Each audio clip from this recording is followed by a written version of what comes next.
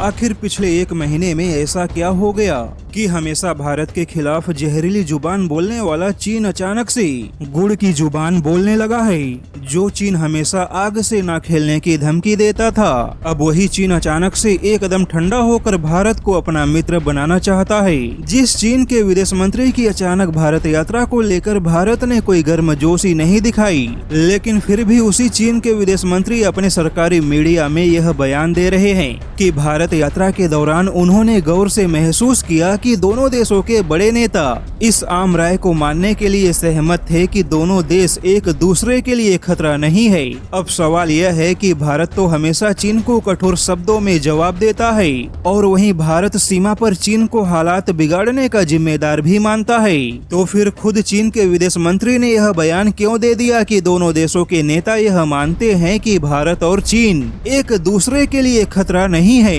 चीन के विदेश मंत्री ने कहा कि भारत और चीन प्रतिद्वंदी नहीं बल्कि साझेदार हैं। चीनी विदेश मंत्री ने न्यूज एजेंसी सिन्हुआ को दिए गए बयान में यह दिखाने का प्रयास किया कि अब चीन गर्मजोशी से भारत के साथ अपने द्विपक्षीय संबंधों को मजबूत बनाना चाहता है। हालांकि अब ऐसे में जानकारों का मानना है कि चीन के नेताओं में भारत के प्रति अचानक से दिखाई दे रहा बदलाव भारतीय बाजारों में केवल अपने नुकसान को बचाने का प्रयास है, क्योंकि पिछले ही हफ्ते हांगकांग की media south China morning post ने बड़ा दावा किया था कि रूस पर लगे अमेरिका और पश्चिमी देशों के प्रतिबंधों की वजह से रूस और चीन के व्यापार में 40 अरब डॉलर से ज्यादा की गिरावट आ सकती है। वहीं चीन ने रूस के साथ 200 अरब डॉलर के व्यापार का जो लक्ष्य रखा है, अब चीन के उस लक्ष्य का पूरा हो पाना संभव नहीं होगा। ऐसे में यह साफ है कि चीन को जो नुकसान रूस में होगा, अब चीन उसकी भरपाई कहीं ना कहीं भारत के साथ अपने व्यापार को बढ़ाकर पूरा करना चाहता है।